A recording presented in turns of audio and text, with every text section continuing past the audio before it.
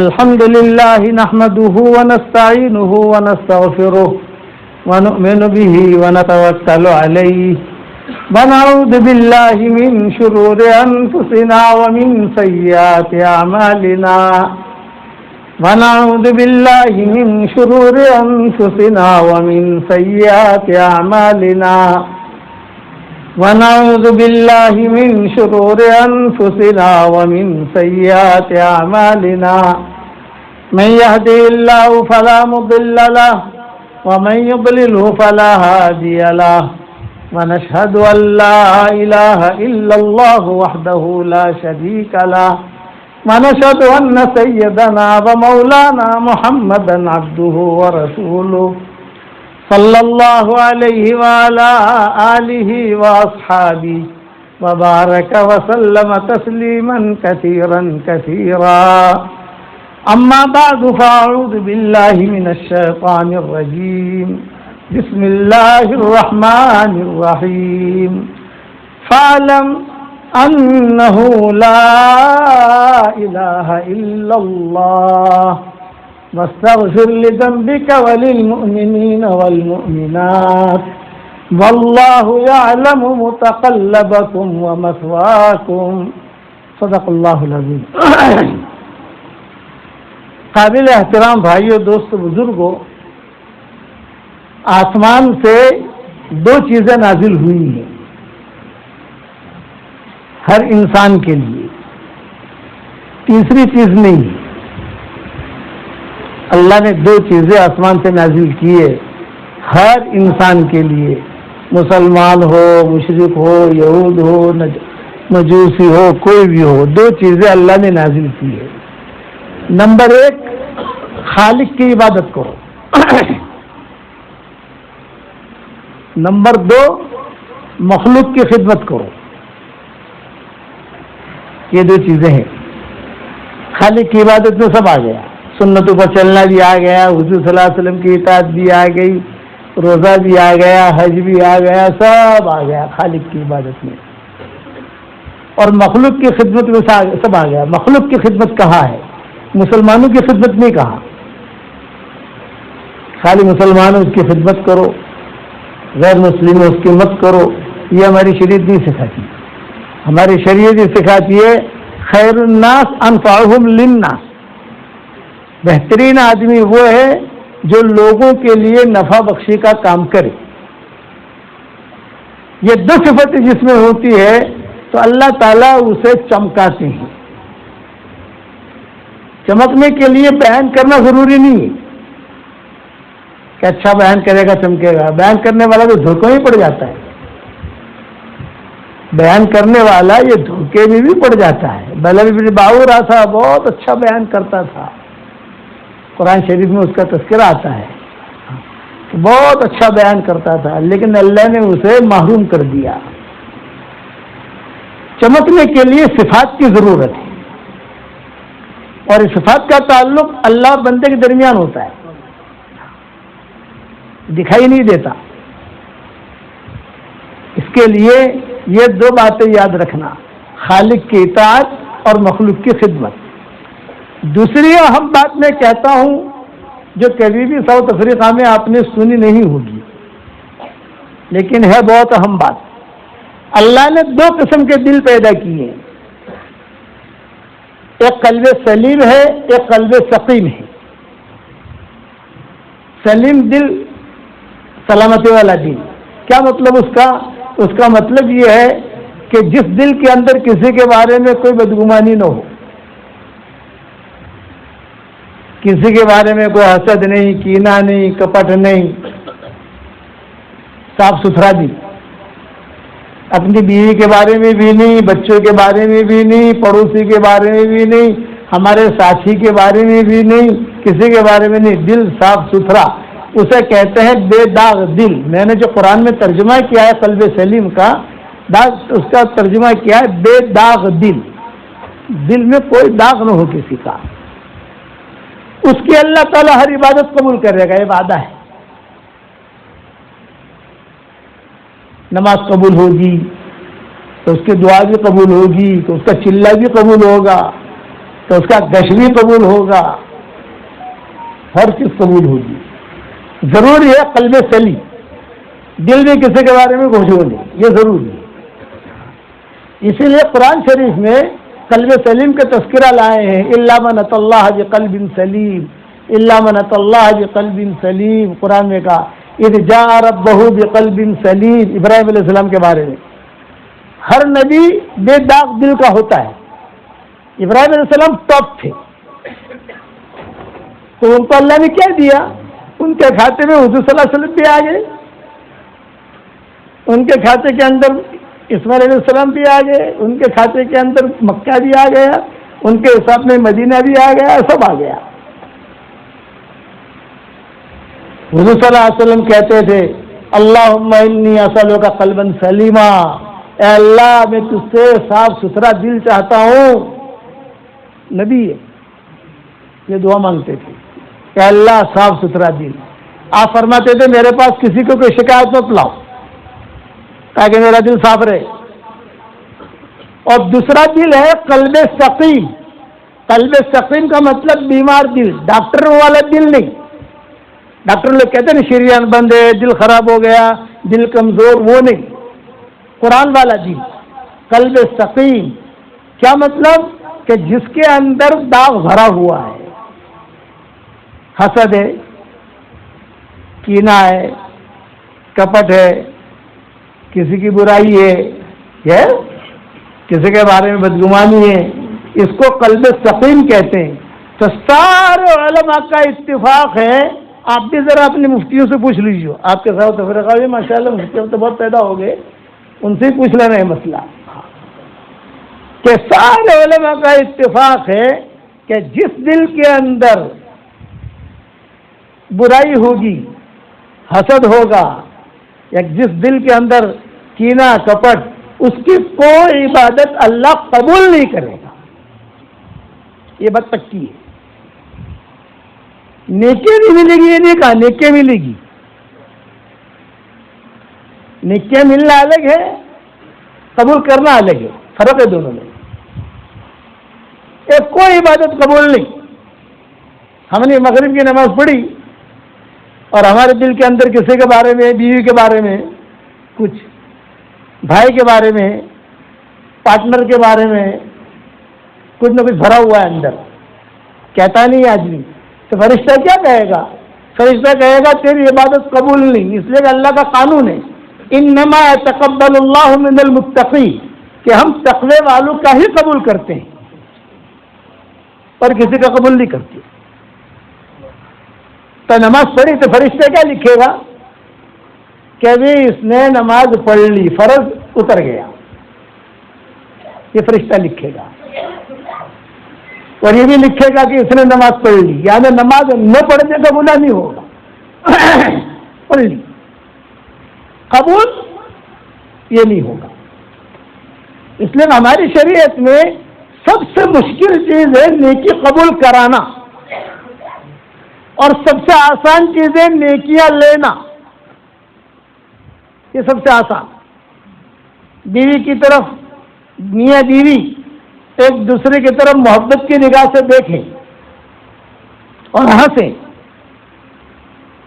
میاں بیوی ایک دوسرے کی طرف محبت کی نگاہ سے دیکھا اور ہنسا تو اللہ بھی ہنستے ہیں. حدیث شریف میں آتا ہے. کتنا آسان کر دیا. بیوی کے منہ میں لقمہ دو تو صدقے کا ثواب اللہ دیتا ہے. ماں باپ کی طرف محبت کی نگاہ سے دیکھو، مقبول حج کا ثواب دیتا ہے. نیکیت بہت آسان ہے. میاں بیوی دونوں ایک دوسرے سے مسافہ کر رہے تو 10 انگلیاں اس کی، 10 انگلیاں اس کی، 20 انگلیاں ہو گئی. تو 20 انگلیوں سے گنا ایسے جھڑیں گے جیسے نل کھولو تو پانی کیسے نکلتا ہے، دھڑ دھڑ دھڑ دھڑ سے نیچے گرتا ہے، ایسے گناہ معاف ہوں گے. تو نیکیاں لینا تو بہت آسان ہے. حدیث شریف میں ایک دعا سکھائی گئی ہے، وہ دعا اگر آدمی پڑھ لے تو اس وقت میں جتنے مسلمان ہوں گے ان سب کے برابر نیکیاں اللہ اس کے اکاؤنٹ میں داخل کرے گا. کتنا آسان ہے. قبول کرانا مشکل ہے. اگر آپ کہو تو دعا سکھا دوں آپ کو بھائی، ہماری فیس ملے گی انشاءاللہ، ہماری فیس 3 چلہ دو گے انشاءاللہ. ہاں، میرے والد صاحب رحمۃ اللہ علیہ مجھے نصیحت کرتے تھے کہ بیٹا جہاں پر بھی جا کر بیان کرو لیکن اپنا دھندا کر لینے کا. وہ لوگ بلاتے ہیں کہ اجتماع بھی کرتے ہیں بیان الحمدللہ، اہل حدیث میں بھی کرتے ہیں الحمدللہ. جہاں جہاں مجمع ہمیں مل گیا، جہاں اللہ رسول کی بات کہنی ہے، کئی اصلاحی پروگرام ہوتے ہیں اصلاحی، وہاں بھی کرتے ہیں الحمدللہ. لیکن اپنا دھندا کر لیتے ہیں، مطلب تشکیل کر لیتے ہیں ہم. اب پڑھو دعا، آپ کو دعا سکھا رہا ہوں، پڑھو میرے ساتھ. ربنا اغفر لی ولوالدی وللمؤمنین یوم یقوم الحساب. دیکھو جس نے بھی پڑھا، میں کروڑ مرتبہ قسم کھا کے کہتا ہوں، اتنا مجھے یقین ہے حدیث پر، جس نے بھی یہ پڑھ لیا. سورہ ابراہیم کی آیت ہے، آپ کے علماء بتا دیں گے، آپ کو قرآن شریف میں بھی ہے، اور میں نے حدیث کے حوالے ساری میری کتابوں میں لکھ دیے ہیں اس کے.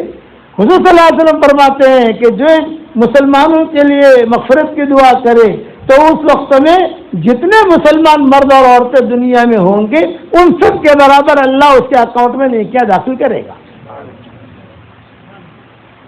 یہ میں بالکل نیچے اتر کے بات کر رہا ہوں، ورنہ لکھنے والوں نے کیا لکھا ہے؟ آدم علیہ السلام کے زمانے سے لے کر قیامت تک جنات مرد عورتیں مسلمان، انسان مرد عورتیں مسلمان، ان سب کے برابر نیکیاں ملے گی.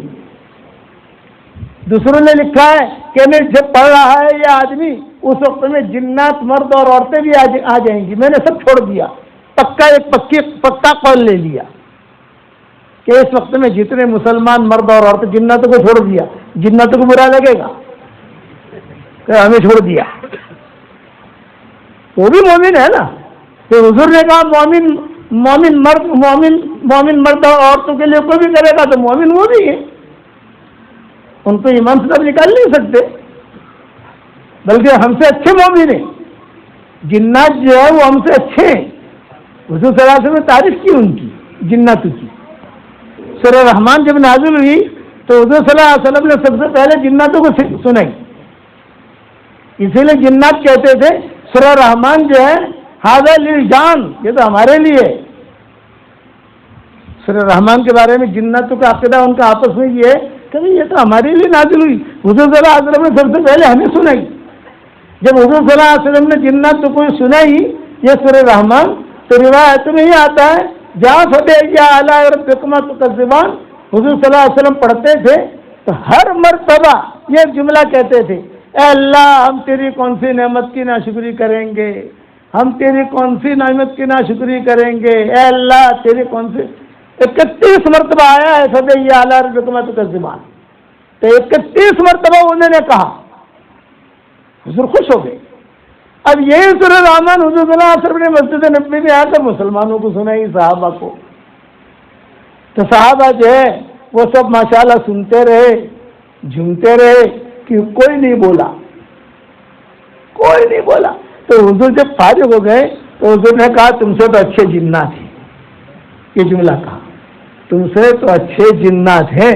کہ جب میں سورہ رحمان پڑھ رہا تھا اور پھر میں یہ اعلیٰ ربکما تکذبان پر پہنچتا تھا تو سارا مجمع جواب دیتا تھا کہ اللہ ہم تیری کون سی نعمتوں کی ناشکری کریں گے. سارا مجمع، اور تم تو جو ہے بیٹھے رہے ہو، سن رہے ہو، جواب بھی نہیں دیتے. یہ حضور نے فرمایا کہ تم سے تو اچھے جنات ہیں. یہ جملہ کہا. تو میں جناتوں کو اس رستے میں چھوڑ رہا ہوں. خالی مسلمان مرد اور عورتوں کی نیکیاں کتنی ہو جائے گی بھائی؟ ایک مرتبہ اور نیکیاں لے لو، پڑھو میرے ساتھ. ربنا اغفر لی ولوالدی وللمؤمنین یوم یقوم الحساب. جب پھر سے نیکیاں آ گئی تو نیکیاں حاصل کرنا یہ بہت آسان ہے، قبول کرانا مشکل ہے. میاں بیوی ایک دوسرے کی طرف محبت کی نگاہ سے دیکھ رہے ہیں ماشاء اللہ اور مسکرا رہے تو اللہ بھی مسکراتے ہیں. گھر جا کر یہ عمل کر لینا کہ مولانا نے کہا ہے دیکھنا، لیکن دل میں کچھ رکھنا مت. بھائی مول صاحب نے کہی ہے اٹلے ہسوں چھو، ہاں تو تاری ماری لڑائی تو چھیچ اب نہیں کہتا بھائی مولانا نے کہا اس لیے میں ہنس رہا ہوں، لیکن تیری میری لڑائی تو ہے نا. دل صاف رکھو، ہمیشہ یاد رکھنا میرا سبق ہے آپ کو، جس کے دل کے اندر بھی میل ہوگا اس کا کوئی حج قبول نہیں، عمرہ قبول نہیں، روزہ قبول نہیں. اللہ ایک طرف رکھ دیتا ہے اس کو. پکڑ جاؤ نیکیاں پکڑ. نیکیاں تو بہت آسان ہے. یہ نیکیاں کیسی ہے؟ یہ نیکیاں ایسی ہے، گناہ کیا وہ نیکی گئی، غیبت کی نیکی گئی، حسد کیا نیکی گئی. اور قبول جو ہوگا اللہ جو قبول کرے گا تو اللہ اسے اپنے ہاتھ میں لے لے گا. اللہ کے ہاتھ سے کوئی چھین نہیں سکتا. اس لیے کہتے ہیں کہ دل صاف رکھو. سعد بن ابی وقاص رضی اللہ تعالیٰ عنہ، چونکہ مجمع تھوڑا سمجھدار بھی ہے اس لیے گہری بات سنا دیتا ہوں آپ کو. سعد بن ابی وقاص رضی اللہ تعالیٰ عنہ کے بارے میں حضور نے فرمایا تھا یہ جنتی ہے. 3 مرتبہ کا الگ الگ دنوں میں کہا، ایک وقت میں نہیں کہا جب ایک آدمی آئے گا وہ جنتی ہے. صحابہ نے دیکھا سعد بن ابی وقاص آئے، اوہ یہ جنتی. دوسرے دن حضور نے کہا ابھی ایک آدمی آئے گا جنتی. سعد بن ابی وقاص آ گئے، ارے جنتی ہے. تیسرے دن پھر آئے، آپ نے کہا جنتی ہے. تو عبداللہ ابن عمرو ابن عاص ایک صحابی گزرے ہیں نوجوان صحابہ میں، ان کے دل میں آئے یار یہ کیا نیک کام کرتے ہوں گے. 3 مرتبہ اللہ کا نبی کہہ رہا ہے جنتی ہے. 3 مرتبہ نبی تو 1 مرتبہ کہہ دے کافی ہے نا، 3 مرتبہ کہہ رہا ہے. ایک گھر چلے گئے وہاں، ہاں بھی کیوں آئے ہو؟ یہ کہا بھائی چچا مہمان بن کے آیا ہوں. ٹھیک ہے مہمان تو 3 دن کا ہوتا ہے بھائی، رہو ہمارے ساتھ. رہنا شروع کیا سعد بن وقاص کے یہاں.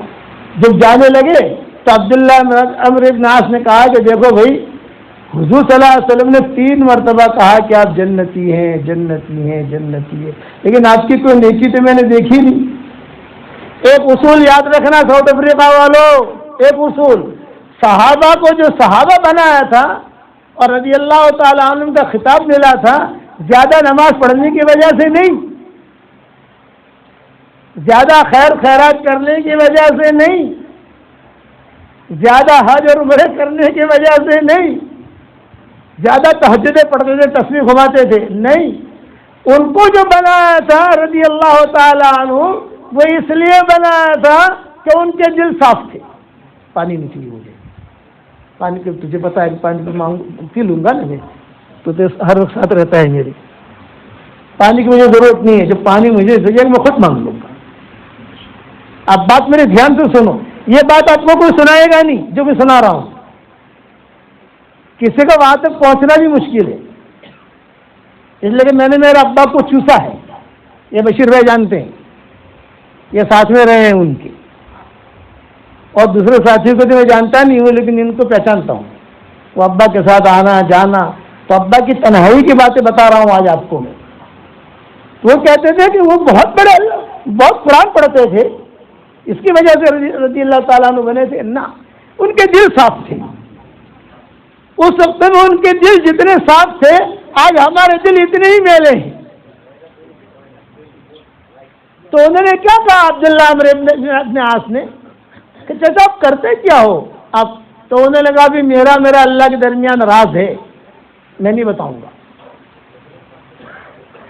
میرا اللہ کے درمیان راز ہے، میں نہیں بتاؤں گا.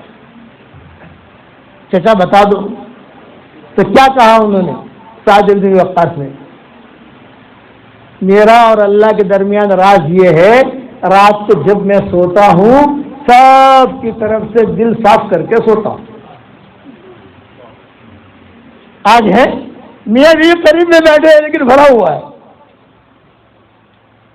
میاں بھی قریب میں بیٹھے ہیں لیٹے ہیں لیکن دل کے اندر بھرا ہوا ہے. پارٹنر آپس میں باتیں کر رہے ہیں میٹھی میٹھی لیکن دل کے اندر بھرا ہوا ہے. یعنی کداچ آما کے گڑبڑ کری ہے، آما کے گڑبڑ کری ہے گیا. بس سمجھ میں آ گئی. اس کے لیے یہ سبق یاد رکھنا، دلوں کی صفائی ہوگی تو ہی عمل قبول ہوں گے، نیکیاں مل جائیں گی. نیکیاں لینا تو بہت آسان ہے، میں نے ساری شریعتیں بتا دی، ترتیبیں بتا دی نیکیاں لینے کی. اس پر ایک قصہ سناتا ہوں حضرت سعد بن ابی وقاص کا. یہ مستجاب الدعا تھے, ان کے دعا قبول ہوتی تھی. بہت قصے آتے ہیں حدیثوں میں صرف ایک سناتا ہوں آپ کو. ریاض الجنہ میں بیٹھے ہوئے تھے سعد بن ابی وقاص, دوسرے صحابہ بیٹھے ہوئے تھے. ایک آدمی آیا اور اس نے آ کر طلحہ اور زبیر کو گالی دینا شروع کیا سب کے سامنے ریاض الجنہ میں. تو حضرت سعد بن ابی وقاص نے کہا, بھائی میں نے سنا ہے کہ طلحہ جنتی ہے, میں نے سنا ہے کہ زبیر جنتی ہے, تو تم کیوں گالی دیتا ہے اس کو؟ تو اس نے کہا کہ مجھے دینی ہے گالی, ان سے دشمنی ہے مجھے. پھر گالی دی تو سعد بن ابی وقاص اکھڑ گئے. بد دعا کروں گا. ان کی دعا ایسی قبول ہوتی تھی تیر بہدف. تیر بہدف کا مطلب یہ ابھی دعا مانگی ابھی قبول ہوئی. وہ کہے اللہ مجھے 5 کلو سونا چاہیے تو سونا آ جاتا تھا. اللہ اس کو ہلاک کر دے تو وہ اسی وقت ہلاک ہو جاتا تھا. اللہ اس مکان کو ہیرو سے بھر دے, ہیرو سے بھر جاتا تھا. تیر بہدف کہتے ہیں اس کو. جو مانگا فوراً ملا, جو مانگا فوراً ملا. تو اس نے کہا بد دعا کروں گا. تو اس نے جواب میں کیا کہا, ارے تم نبی نہیں ہو یار, تم نبی نہیں ہو. سعد بن ابی وقاص خاموش ہو گئے. پھر اس نے گالی دی تو سعد بن ابی وقاص کھڑے ہو گئے اور کہا اللہم اہلکہ الآن, اے اللہ اسے ابھی ابھی فوراً ہلاک کر دے, ابھی فوراً ہلاک کر دے. پھر اتنا کہا تو صحابہ ایک یہاں سے اٹھا, ایک وہاں سے اٹھا, ایک وہاں سے اٹھا, ایک وہاں سے اٹھا, سب اپنے گھر میں چلے گئے. لوگوں کو پتا تھا کہ اس کی دعا تو ایسے قبول ہوتی ہے. وہ بیٹھا رہا. کون؟ گالی دینے والا. وہ بیٹھا رہا. جب بیٹھا رہا تو کتابوں میں لکھا ہے سعد بن ابی وقاص بھی بد دعا دے کے نکل پڑے. تو باب السلام ہے نا آج کل ہمارے یہاں, باب السلام مسجد نبی میں, یہ سب سے پرانا دروازہ ہے. وہیں پر سلمہ کا مکان ہوتا تھا. سلمہ یہ عبد المطلب کی والدہ, عبد المطلب وہیں پیدا ہوئے تھے. عبد المطلب کے والدہ کا نام تھا سلمہ اور سلمہ کے بیٹے ہیں عبد المطلب. وہ وہیں پیدا ہوئے تھے عبد المطلب. شیبہ, جس بعد میں شیبہ نام رکھا, تفصیل ہے یہ قصے میں بیان کر چکا ہوں, یوٹیوب پر موجود ہے, اس میں جاتا نہیں ہوں. وہاں سے ایک اونٹنی بھاگی بھاگی آئی اور مسجد نبی میں جتنے تھے ان سب کے سر سونگنے شروع کیے. اس کے بعد پہنچی, یہ تھا وہاں پر. وہاں پہنچ کر اس کا سر پکڑا اور سر پکڑ کر دھوبی گھاٹ پر جسے دھوبی کپڑے دھوتا ہے نا, کھٹ کر ایسا پٹک پٹک کر ریاض الجنہ میں مارا ہے اس کو. اسی وقت مر گیا. ایسی دعا قبول ہوتی تھی سعد بن ابی وقاص کی, ان کے دل کی صفائی کی وجہ سے. پھر لڑائی شروع ہوئی جمل صفین. ایک طرف سے 60,000 صحابہ شہید ہوئے, ایک طرف سے 40,000 صحابہ شہید ہوئے. تو یہی سعد بن ابی وقاص تھے, یہی ملتزم پکڑ کے دعا مانگتے تھے, اللہ یہ کیا ہو رہا ہے. 60,000 شہید ہو گئے, 40,000 شہید, 1,00,000 آدمی مر گئے, 1,00,000. 1,00,000 عورتیں بیوائیں ہو گئی, 1,00,000 بچے یتیم ہو گئے. 2 پکڑو تو 2,00,000 بچے. دعا مانگتے تھے تو غیب سے آواز آتی تھی, پہلے آپ کی دعا قبول اس لیے ہوئی کہ آپ کے پاس قلب سلیم تھا, اب قلب سلیم نہیں ہے, دل صاف کر کے آؤ پھر دعا مانگو. آج تو مشورہ میں بیٹھیں گے تو بھی ایک دوسرے کے بارے میں لے کے بیٹھیں گے. جدل بھی کثیر آواز بھی گزرا. مولانا طارق جمیل کا نام سنا ہوگا آپ نے. ہم حج میں ساتھ تھے. یہ حج جو گیا یہ نہیں, اس سے پہلے جب کورونا سے پہلے اتفاق ایسا تھا کہ جہاں ہم ٹھہرے تھے وہ بھی وہیں ٹھہرے تھے. اتفاق تھا. یہ جو برج الحاجر اور برج زمزم, برج المروائی ہے نا, وہاں جہاں ہم ٹھہرے تھے وہ بھی وہیں ٹھہرے تھے. وہ فیملی کے ساتھ تھے, ہم بھی فیملی کے ساتھ تھے. بھیڑ بہت تھی تو ہم حرم میں نماز کے لیے نہیں جاتے تھے, وہیں پر جو مسجد بنی ہوئی ہے اندر وہی نماز پڑھ لیتے تھے, وہیں سے اپنے قبروں میں آ جاتے تھے. تب اسکلیٹر میں چل رہے تھے, دونوں ساتھی تھے ہم دونوں. تو میں نے وہ طارق جمیل سے کہا, میں نے کہا ایک بات میرے دل کے اندر آتی ہے, میں بیانوں میں نہیں کہتا اس کو, لیکن میں تم سے اس کی تحقیق کر رہا ہوں کہ میں صحیح سمجھا ہوں یا نہیں سمجھا. لیکن میں اپنے ساتھی سے پوچھ سکتا ہوں, کسی اور سے تو پوچھ نہیں سکتا, لیکن مجھے یقین ہے کہ میں صحیح سمجھا ہوں. یہ میں نے ان کو کہا, مجھے یقین ہے کہ میں یہ آیت کے بارے میں صحیح سمجھا ہوں. تو انہوں نے کہا بولو, ان کا بھی ایک اسٹائل ہے نا بات کرنے کا. ہاں بتائیے بتائیے. میں نے کہا قرآن میں جو ہے یضل بھی کثیرا و یہدی بھی کثیرا, کہ قرآن کی وجہ سے اللہ لوگوں کو گمراہ کرے گا اور قرآن کی وجہ سے اللہ لوگوں کو ہدایت دے گا. ہے قرآن شریف میں, یہ تو آپ سب جانتے ہو. اتنا تو ساؤتھ افریقہ والا ان پڑھ ہوگا تو بھی اتنا جانے گا کہ قرآن میں ہے یہ یضل بھی کثیرا و یہدی بھی کثیرا. تو میں نے کہا اس کا تعلق صرف قرآن سے نہیں ہے, جمیع ما یتعلق بالقرآن, قرآن سے لگتے بگتے جتنی چیزیں ہیں سب اس میں آ گئی. تو انہوں نے مجھے کہا مثلاً, میں نے کہا مثلاً نماز, یضل بھی کثیرا و یہدی بھی کثیرا, نماز کی وجہ سے اللہ گمراہ بھی کرے گا, نماز کی وجہ سے اللہ ہدایت بھی دے گا. قرآن یضل بھی کثیرا و یہدی بھی کثیرا. تصنیف تالیف یضل بھی کثیرا و یہدی بھی کثیرا. تو مجھے یہ اشارہ کرنے لگے کہ رائٹ, یہ 100% ہے. پھر میں نے حدیث سنانی شروع کی, رب تال للقرآن والقرآن یلعنہ, قرآن کی تلاوت کرنے والا قرآن کی تلاوت کرتا ہے, قرآن اس کے لیے بد دعا کرتا ہے. بہت نمازی ایسے ہیں کہ ان کی نماز پکڑ کر ان کے منہ پر مار دی جاتی ہے, لو پکڑو, نہیں چاہیے تمہاری نماز. پھر میں آگے بڑھا, میں نے کہا کہ خانقاہ یضل بھی کثیرا و یہدی بھی کثیرا, خانقاہ کے لیے آدمی گمراہ بھی ہوگا اور خانقاہ کی وجہ سے آدمی کو ہدایت بھی ملے گی. ڈھنگ سے کیا ہوگا قلب سلیم کے ساتھ تو آدمی جو ہے اوپر چڑھے گا, اور اگر مال کے لیے کیا ہوگا تو پھینک دے گا اللہ. یہی معاملہ دعوت کے کام کا, کہ دعوت کا کام اللہ کے لیے کیا ہوگا تو میرے ابا فرماتے تھے وہ ٹپ جائے گا, اور اگر اللہ کے لیے نہیں کیا ہوگا تو اللہ اس کا چلہ اس کو دے کر جہنم میں پھینک دے گا. یہ میرے ابا فرماتے تھے بڑے بڑے مجموع کے اندر. ہاں پھر میں نے کہا چلہ, انہوں نے کہا رائٹ. میں نے کہا دش یضل بھی کثیرا و یہدی بھی کثیرا, بالکل صحیح, ہم چڑھ رہے ہیں. پھر میں نے کہا اسی طریقے سے مشورہ ہمارا بھی کیوں کر رہے ہیں مشورہ, قلب سلیم کے ساتھ کر رہے ہیں, قلب سقیم کے ساتھ کر رہے ہیں. اللہ کو تو معلوم ہے نا, اللہ چھٹی پر تو گیا نہیں ہے. آج کا مسلمان سمجھتا ہے اللہ چھٹی پر گیا ہے, سب جانتا ہے کہ دلوں کے اندر کیا بھرا ہوا ہے. جب میں نے یہ کہا تو انہوں نے 2 انگوٹھے دکھائے, 2 انگوٹھے, سمجھ گئے نا آپ؟ ارے سمجھے گی نہیں؟ میں کہا 100% اوکے. میں نے کہا میں بیان کروں, انہوں نے کہا آپ بھی کرو میں بھی کروں گا, کیونکہ وہ بھی بیانات کرتے ہیں, ہم بھی بیانات کرتے ہیں. پھر میں نے کہا میں اس کو لکھوں کسی کتاب میں, یہ کہا ضرور لکھو, سب سے پہلے مجھے بھیجنا. تو میں نے لکھی ایک کتاب, اس کا نام ہی ہے عقل مند کے لیے اشارہ کافی ہے, اس کا نام ہی یہ رکھا. جب میں وہاں تھا تو ایک کھلاڑی ہے نا فریدی, نام سنا ہوگا, یہ مکہ مدینہ میں مجھے ملا تھا. حاجی عبدالوہاب زندہ تھے, پہلا دوسرا نسخہ ہی آیا تھا اس کا.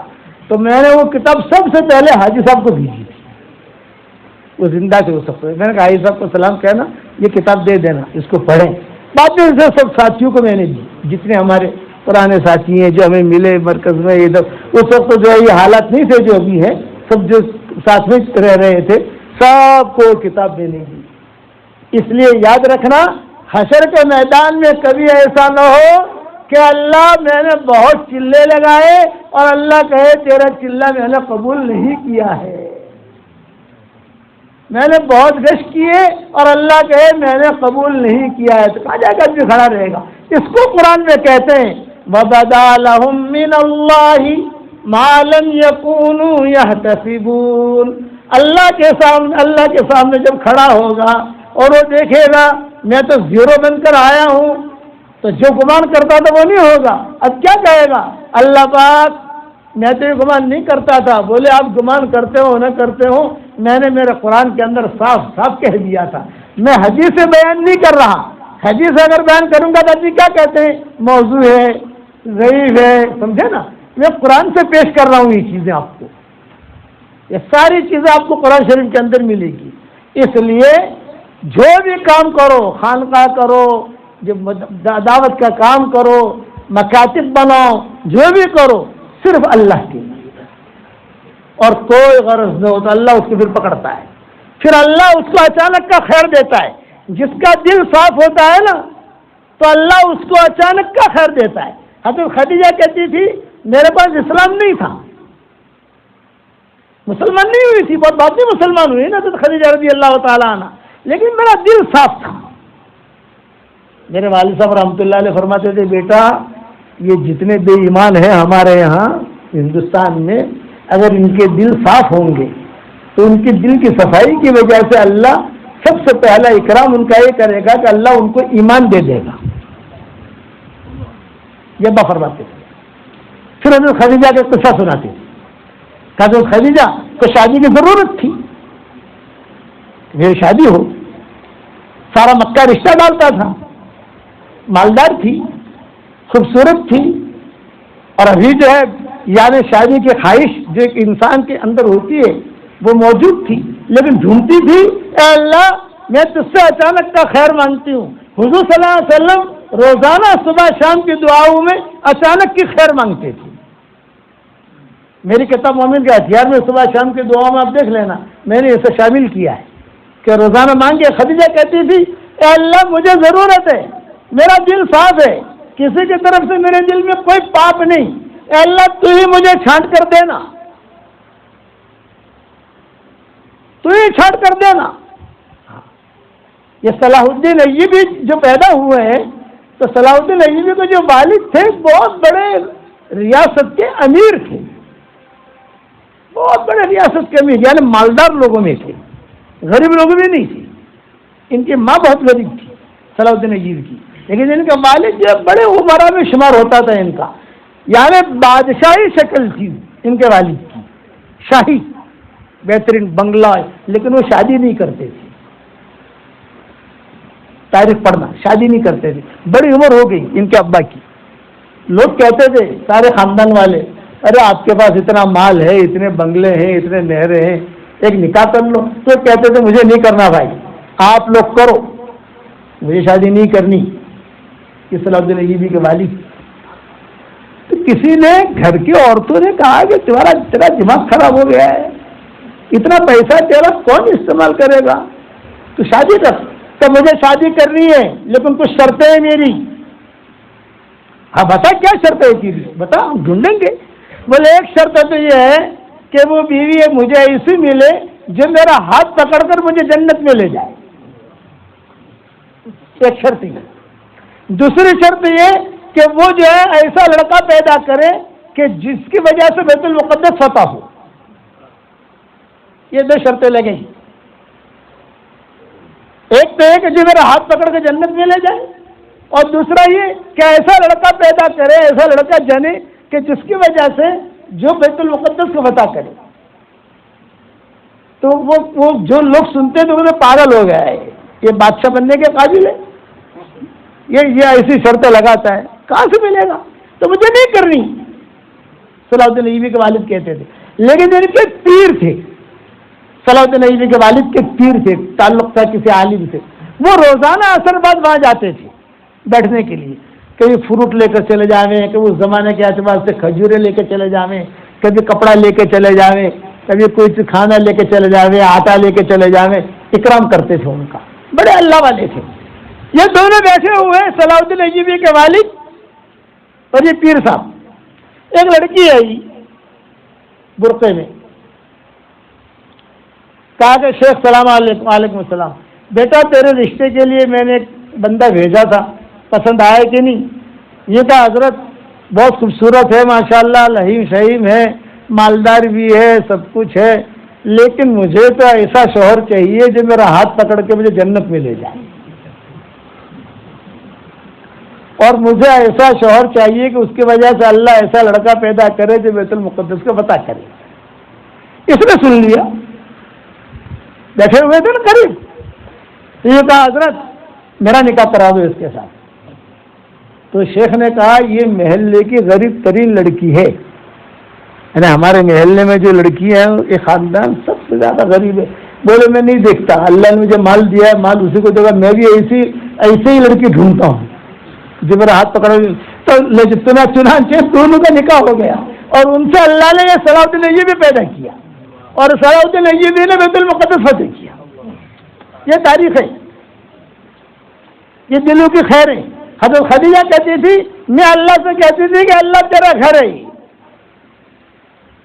آگے کا مجھے کچھ پتا نہیں ہے, تو مجھے چھانٹ کر دے, بس میں کچھ نہیں جانتی. حضور صلی اللہ علیہ وسلم پیدا ہوئے, بڑے ہوئے, 22-23 سال کی عمر ہوئی. آپ کی تفصیلیں بہت ہیں. آج تو میرا ارادہ تھا کہ بھی جو ہے سیرت پر بیان کروں ربیع الاول کے حساب سے, لیکن مضمون کو جو چھڑ گیا تو یہ بھی ایک قسم سیرت کا حصہ ہے. ابو طالب اور ان کی بیوی فاطمہ صدیہ, ان دونوں نے حضور صلی اللہ علیہ وسلم کو بٹھایا. آپ صلی اللہ علیہ وسلم وہاں تھے, ان کی زیر تربیت تھے. یہ کہا بیٹا محمد تمہاری عمر جو ہے نا بہت بڑی ہو گئی, اب کوئی دھندا بندہ کرو. اب 22-23 سال کے ہو گئے تم, گھر میں خرچہ نہیں ہے. غریب تھے ابو طالب وغیرہ, جو فاطمہ صدیہ بھی غریب تھی, اور جو کچھ دھندا بندہ کرو. تو حضور نے بہت معصومانہ جواب دیا, چچا کیا دھندا کروں, دھندا کرنا تو آتا نہیں ہے مجھے, یہ کپڑے کا کروں کیا کروں. تو ان دونوں نے یوں کہا, وہ خدیجہ ہے نا خدیجہ, وہ لوگ اس کے پاس جاتے ہیں اور اس سے پیسہ لیتے ہیں, اور پیسہ لے کر شام جاتے ہیں, وہاں جا کر دھندا کرتے ہیں. تو تم بھی جاؤ. خدیجہ کا گھر کہاں ہے, خدیجہ کا گھر بتاؤ, میں جاؤں گا.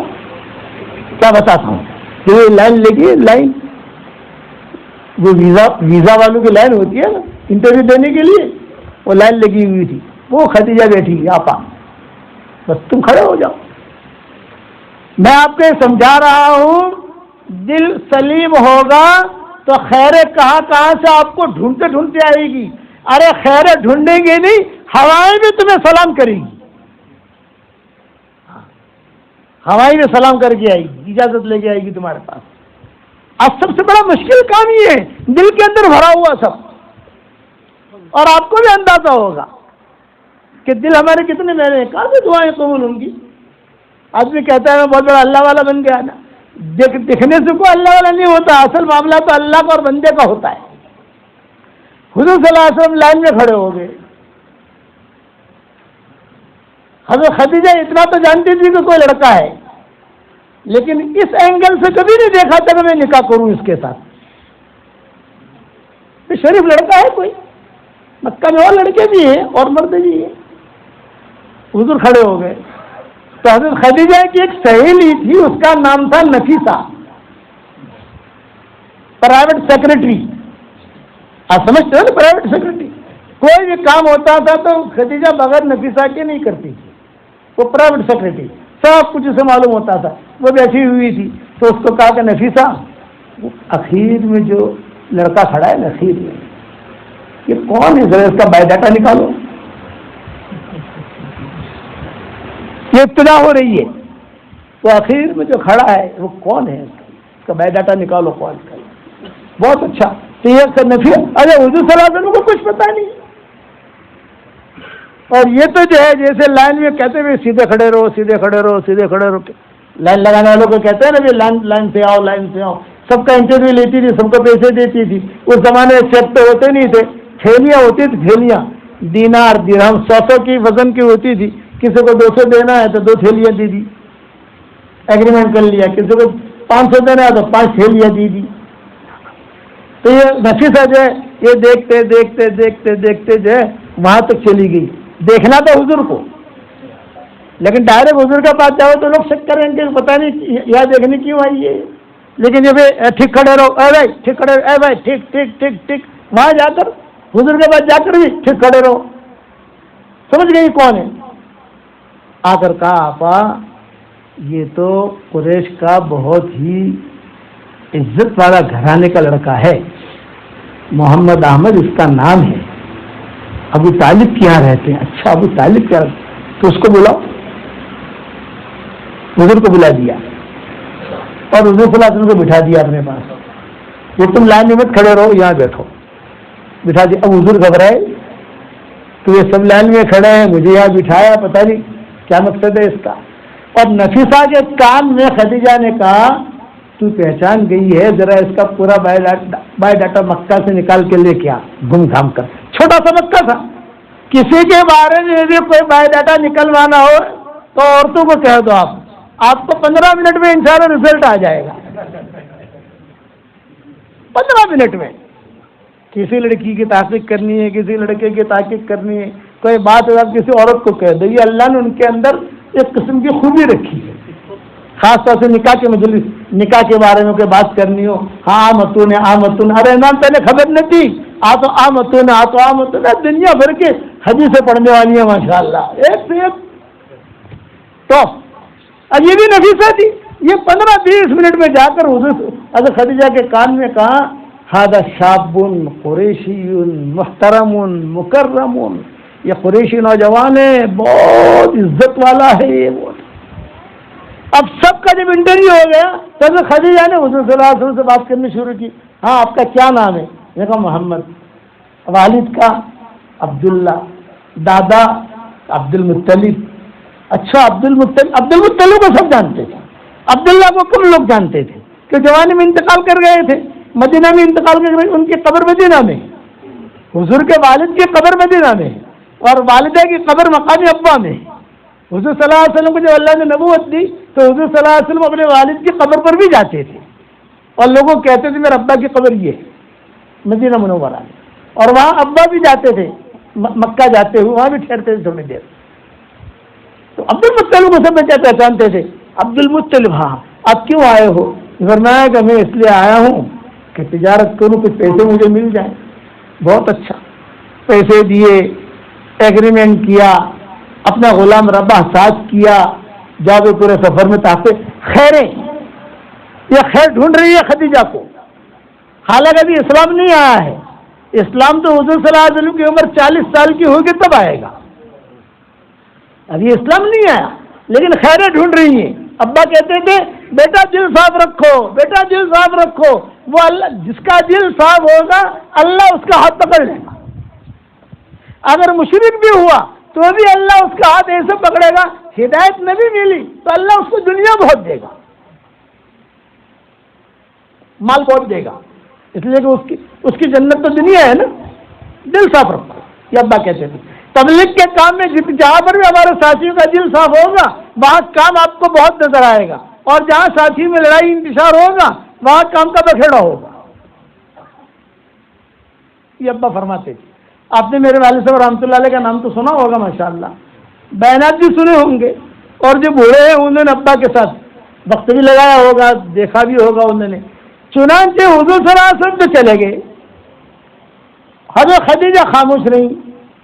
سفر میں بہت قصے ہوئے، آپ کی عمر 22-23 سال کی ہوئی، یہ سفر جو ہوا آپ کا، یہ تو جو ہے یعنی حضور کے شام کے کئی سفر ہوئے ہیں حضور صلی اللہ علیہ وسلم کے، وہ بہت تفصیل ہے، میں اس میں نہیں جاتا۔ اب تو یہ خدیجہ کے ساتھ جو معاملہ ہو رہا ہے یہ میں قصہ سنا رہا ہوں، یہ قصہ خدیجہ والا سنا رہا ہوں۔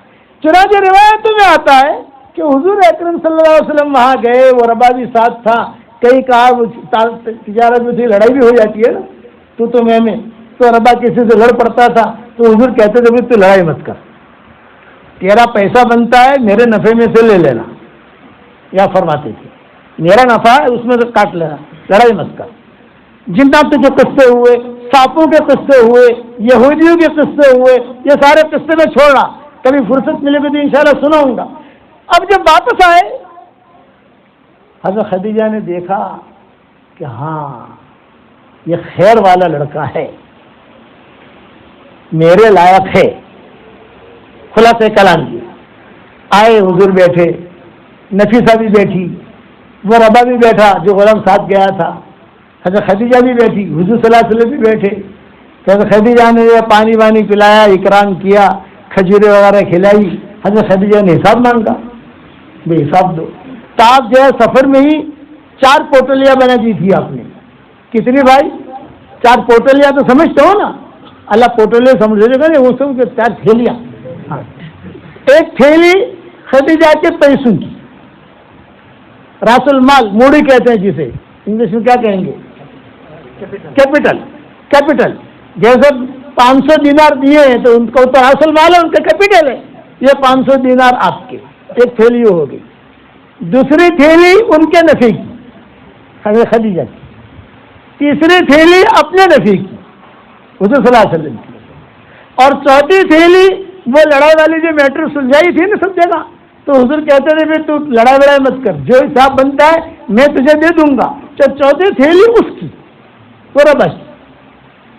یہ 4 تھیلیاں حضور صلی اللہ علیہ وسلم نے بنا دی تھی. ایک تھیلی کیپٹل کی حضرت خدیجہ کی ہے، ایک تھیلی حضرت خدیجہ کے نفی کی، ایک تھیلی اپنے نفی کی، اور ایک تھیلی وہ اس کی جو ربا 7 سال لڑائی میٹر ختم کرنے کی یہ تھیلی تھی. اور خدیجہ نے کہا 5 تھیلیاں ہیں، کس ہیں؟ آپ نے اٹھایا، یہ کہا کہ آپا یہ جو ہے یہ آپ کے کیپٹل کی ہے، جو آپ نے کیپٹل دیا تھا ہمیں یہ واپس آپ کا. یہ کیا ہے؟ یہ آپ کا نفع ہے. یہ کیا ہے؟ یہ کہ میرا نفع ہے. اور یہ کہا یہ بہت لڑائی کرتا تھا وہاں شام میں، کبھی کسی کے سے بھڑ جاتا تھا نفع کے لیے زیادہ دو تو میں کہتا تھا لڑائی مت کر، تیرا سب میں چکا دوں گا. یہ اس کا حق ہے. تو خدیجہ نے اپنا پیسہ لے لیا، راس المال کا، کیپٹل کا، اپنا نفع کا بھی لے لیا، حضور کا نفع کا دے دیا حضور کو، اور وہ جو لڑائی والی میٹر تھی وہ اس کو دے دیا پکڑ. یہ ہو گئی بات. پھر اگر خدیجہ نے نفی صاحب سے کہا ذرا چلی جا باہر، تھوڑی مجھے کام ہے ان سے، بہرحال تم ہی جا، تھوڑا کام. اب گھر میں کون رہے؟ حضور صلی اللہ علیہ وسلم اور حضرت خدیجہ دونوں ہی. اب کتابوں میں لکھا ہے حضرت خدیجہ نے کہا کہ بھائی محمد کیا عمر ہے تمہاری؟ میری عمر یہ ہے.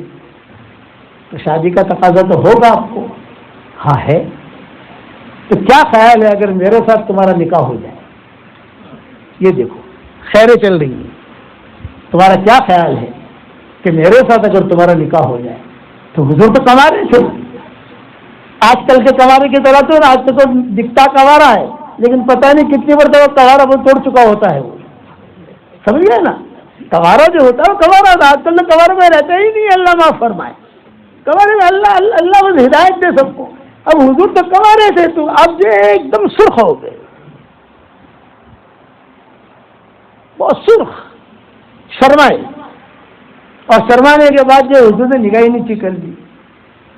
حضرت خدیجہ سمجھ گئی کہ جو کمایا لڑکا کمایا لڑکی وہ شرماتی ہے، تھوڑا سا بات کرنے میں جھجکتے اس مسئلے کے اندر.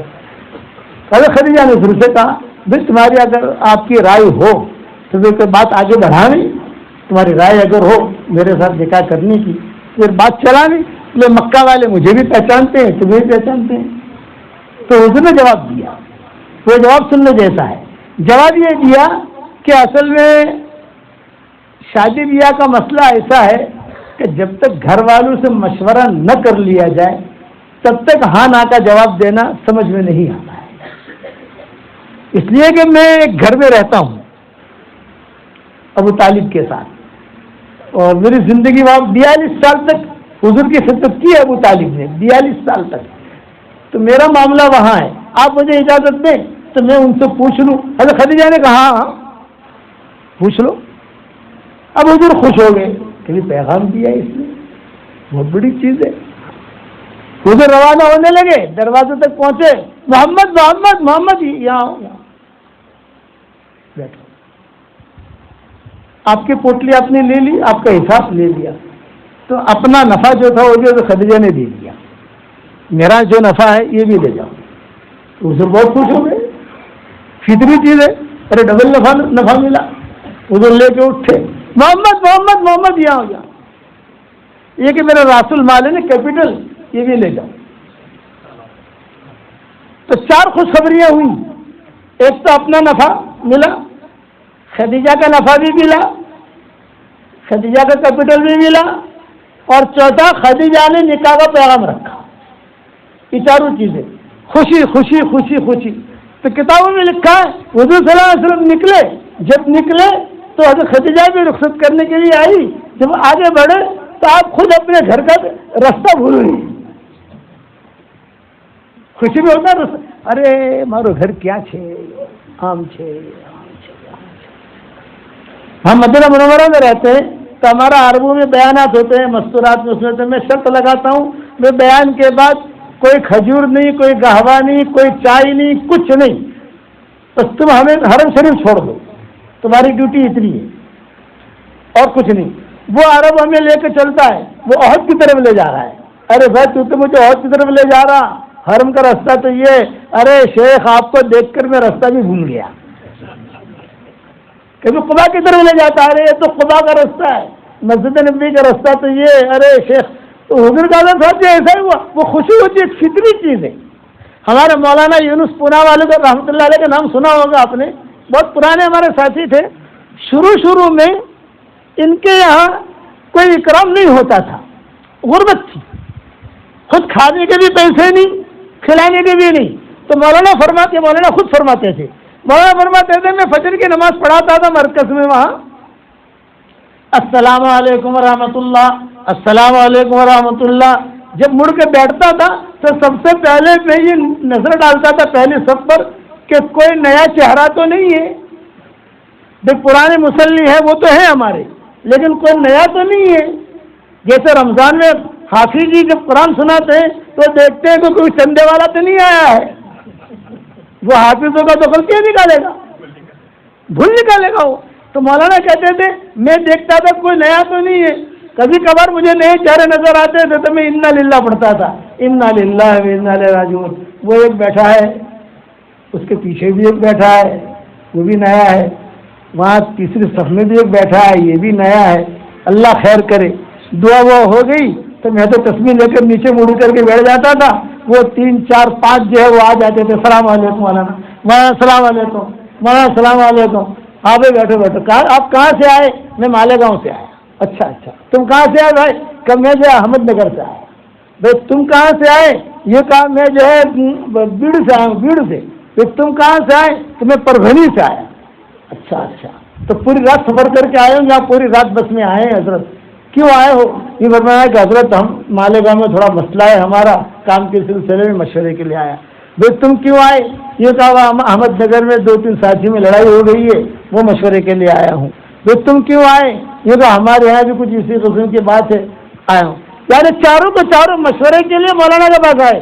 تو مولانا کہتے تھے بھائی دیکھو تم چاروں آئے ہو، پانچوں آئے ہو، میرے پاس ناشتہ کرانے کا پیسہ نہیں ہے، لیکن تمہارا ناشتہ کرنے کی سیٹنگ کر دوں گا میں. مشورہ بعد میں کریں گے، سیٹنگ میں کر دوں گا. میں کہا کیا کریں مولانا، بھوک تو بہت لگی ہے. ہو جائے گا ناشتہ، میں نہیں کرا سکتا ہوں لیکن ترتیب بنا دوں گا. آپ بتائیے حضرت. بولے وہ کونے کے اندر بڑے میاں بیٹھے ہیں، دیکھو داڑھی ہل رہی ہے ان کی، قرآن پڑھ رہے ہیں اور ہل کر پڑھ رہے ہیں قرآن. کونے میں بیٹھے ہیں. ہاں دیکھ لیا. تم ان کے پاس چلے جاؤ پانچوں اور جا کر سلام کرو. وہ غصے میں جواب دیں گے وعلیکم السلام، ڈرنا مت. غصے میں جواب دیں گے، ڈرنا مت. پھر وہ پوچھیں گے قرآن بند کر کے کیوں آئے ہو؟ تو تم بنداس بولنا کہ ہم آئے ہیں اس لیے ہم نے سنا ہے کہ آپ کی دونوں بیویوں کا انتقال ہو گیا ہے اور بڑھاپے میں آپ کو خدمت کے لیے کوئی خاتون کی ضرورت ہے. تو ہمارے مالیگاؤں میں خاتون ہے، عالمہ بھی ہے، بیوہ ہے، صحت مند بھی ہے اور مالدار بھی ہے ماشاءاللہ. اور یہ احمد نگر سے آیا ہے، ان کے یہاں بھی خاتون ہے، صحت مند ہے. اور یہ جو بیڑ سے آیا ہے تو بڑے میاں سنیں گے اور وہ سن کر تمہارا ناشتہ ہو جائے گا. مولانا نے اتنا کہا. اب بڑے میاں کے بعد جاتے السلام علیکم، وہ کہتے وعلیکم السلام. بھائی کیوں آئے ہو تم؟ یہ کہا بھائی ہم نے سنا کہ آپ کو ضرورت ہے خاتون کی، بیوی کی. تو ہمارے مالیگاؤں میں بھی ہے، احمد نگر میں بھی ہے، بیڑ میں بھی ہے، پربھنی میں بھی ہے. ارے خاموش رہو، ابھی جو اشراق کا وقت ہونے والا ہے، 10-15 منٹ کے بعد اشراق پڑھو. اپن ہوٹل میں جا کر ناشتہ بھی کرتے اور وہاں مشورہ بھی کرتے.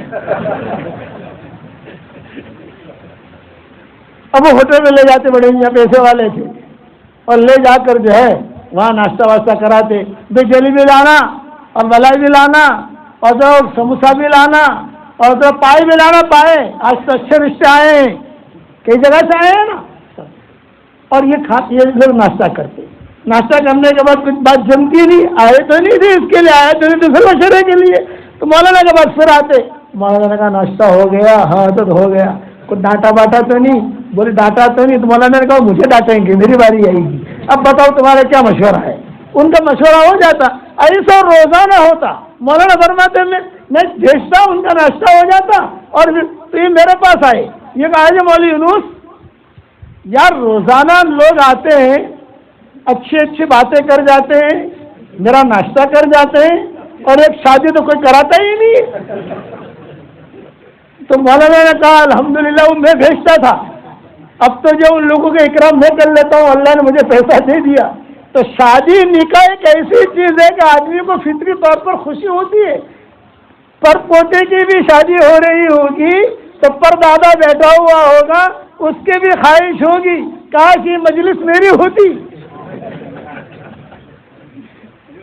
تو حضور کو بھی خوشی, رستہ ہی بھول رہے, ارے کیا, اور آپ تو کما رہے تھے.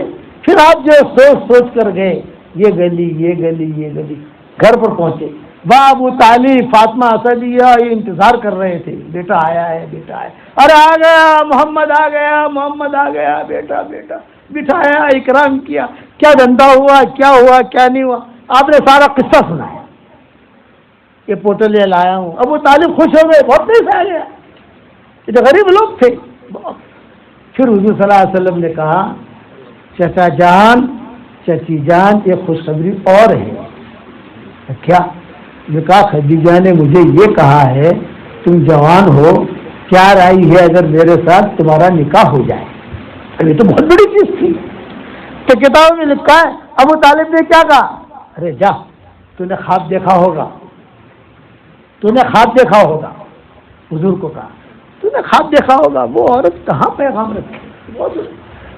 فاطمہ اسدیہ نے جواب دیا نہیں ایسا کیوں کہتے ہو, خواب دیکھا ہوگا. میرے بیٹے کی عزت جو ہے اس سے بھی زیادہ ہے, میرے محمد کی عزت اس سے بھی زیادہ ہے.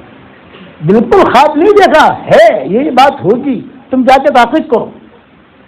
چنانچہ ابو طالب گئے, خدیجہ سے پوچھا بھئی وہ محمد آیا ہے اور ایسے سے باتیں کہہ رہا ہے, صحیح ہے؟ ہاں صحیح ہے, میں نے ہی کہا ہے.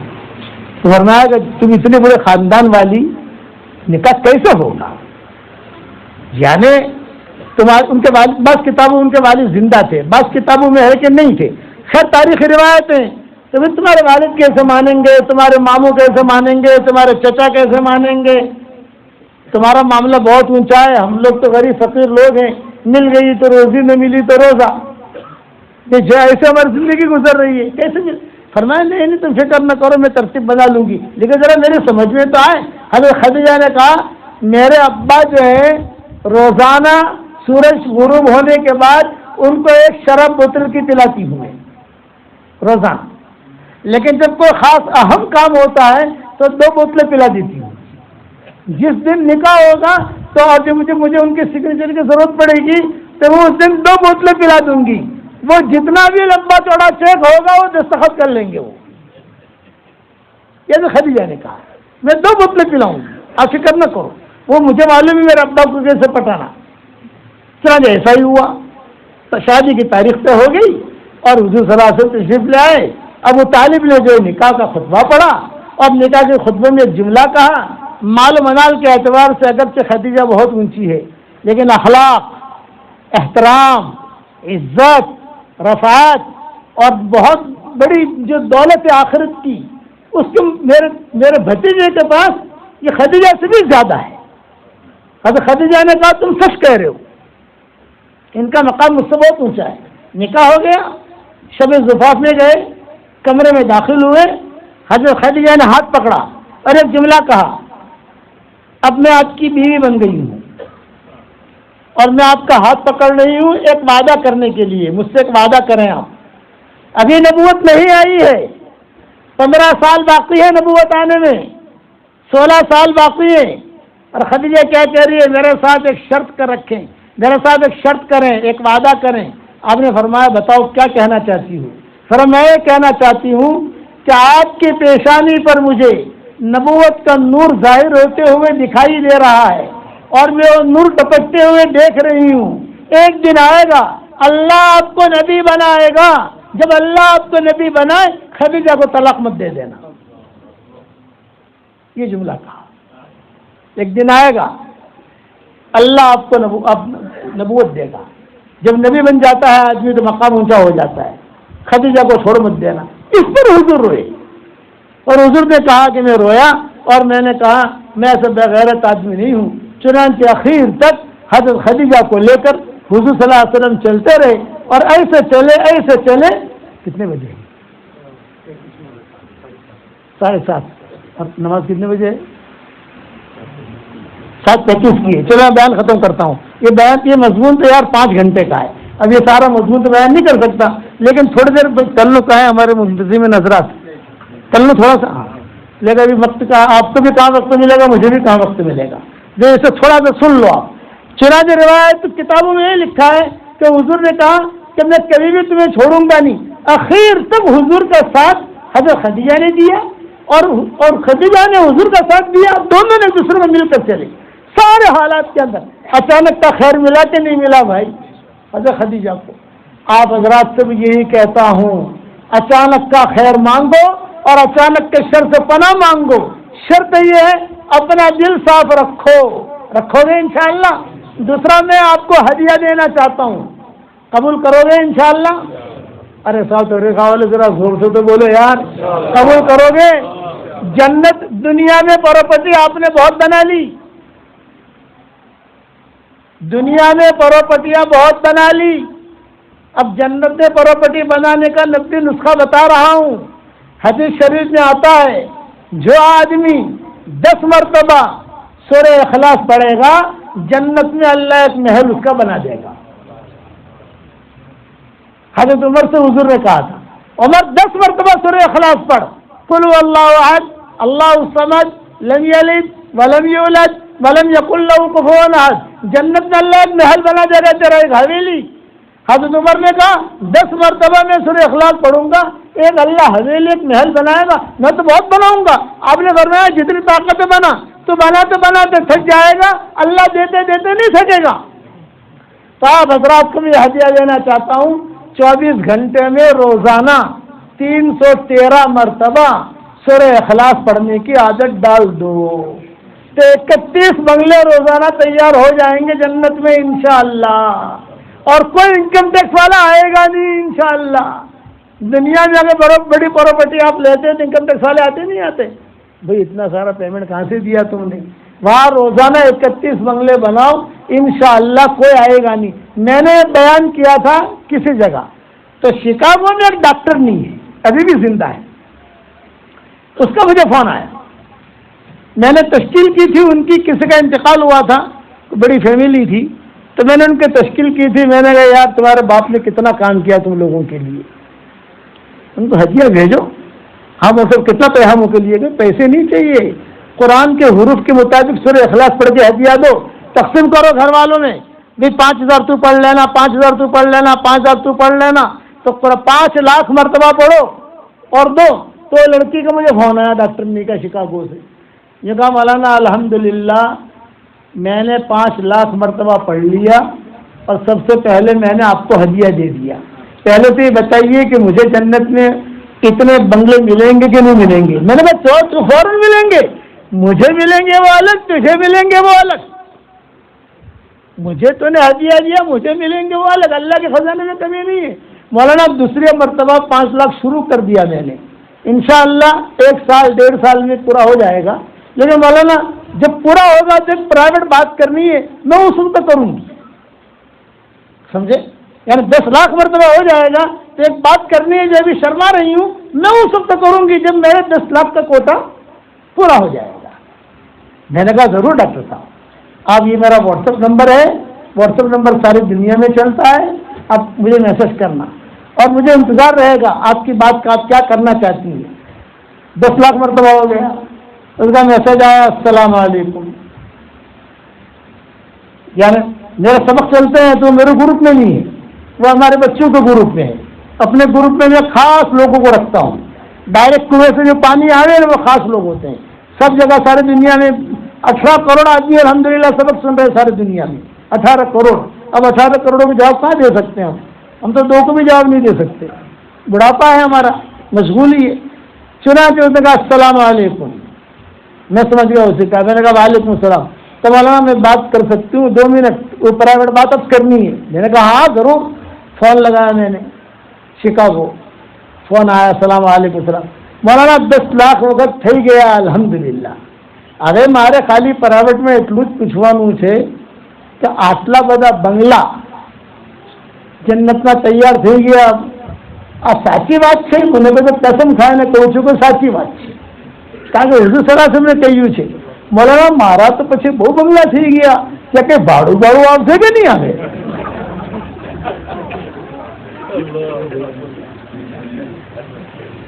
भाड़े की बात तो रखने का वाले बहुत हंसे. भाड़े की आदत है ना कि भाड़ू आपसे क्यों नहीं आ रहे? तो मैंने कहा कि डॉक्टर ने साहबा बेटा वहाँ भाड़ा तो नहीं आएगा. तो પછી આપણે આટલા બધા બંગલા શું કરશું? मैंने कहा તું ટેન્શન નહીં લે, આપણે જન્નતમાં જશું ને ઇન્શાઅલ્લાહ, એટલે આપસમાં બેસીને મશવરો કરી લેશું કે શું કરવું છે. बात समझ में आई? तो आप हजरात से भी यही कहता हूँ, आखिर में इतना कहता हूँ, बेहिसाब मर्तबा सूरह इखलास पढ़ो, बेहिसाब अल्लाह देगा. मेरे वालिद कहते थे बेटा रोजाना जन्नत में बंगले बना देने के, जो अल्लाह जन्नत में बंगला देने के लिए पर कादिर है, वो अल्लाह गठामन में भी बंगला दे सकता है, वो अल्लाह बम्बई में भी बंगला दे सकता है, वो अल्लाह मक्का मदीना में भी दे सकता है, वो अल्लाह जोहान्सबर्ग में भी दे सकता है. जो जन्नत में दे सकता है तो यहाँ नहीं दे सकता. तो इसका नाम मैंने रखा है जानदार, शानदार, मालदार, दीनदार वजीफा. ये मेरा शानदार, ये 4 नाम है इसके, जानदार, शानदार, मालदार, दीनदार. इसकी वजह से अल्लाह माल भी देगा, काम भी बनेगा. सब करोगे इंशाअल्लाह भाई. अब ये मेरी तस्वीर है, इसका नाम भी है जानदार, शानदार, मालदार, दीनदार. अब सारे मजमे को तो मैं तस्वीर दे नहीं सकता. मेरे सामने जो आदमी बैठता है उसको देता हूँ, ये बैठा मेरे सामने उसको दे देता हूँ. ये बेचारा सुबह से मुझे पूछ भी रहा था, मैं पढ़ रहा हूँ सूरह इखलास पढ़ रहा हूँ, सबको दे नहीं सकता. ये आपको हदिया, ये रखना अपने पास संभाल के इंशाअल्लाह. आप करोगे इंशाअल्लाह. चलो ये बात हो गई. अब मैं तश्कील करता हूँ, सारा मजमा ये नियत करे कि मरते दम तक हमें दावत के काम को अपना काम बनाना है. कहो इंशाअल्लाह. बड़े लड़ाई बड़ाई की कोई लड़ाई बड़ाई नहीं. 3 दिन लगाना, 10 दिन लगाना, चिल्ला लगाना, 3 चिल्ला लगाना, जो भी तरतीब हो. मशवरे के साथ हमारे साथी, जिम्मेदार साथी हमारे यहाँ अल्हम्दुलिल्लाह जोहान्सबर्ग में मरकज़ में हमारे साथी बैठते हैं. दूसरा यहाँ पर भी जो मस्जिदें होंगी, अब मैं तो कल अब पहुँचा हूँ, मुझे पता नहीं है, जब जाएंगे करेंगे मुलाकात करेंगे तो पता होगा चलेगा. लेकिन हर जगह पर हमारे साथी मिल जाएंगे. मशवरे से अल्लाह के रास्ते में निकलोगे इंशाअल्लाह. अब बताओ कौन कौन तैयार, जल्दी होकर खड़े होकर नाम लिखाओ, फिर हम दुआ करा देते हैं इंशाअल्लाह.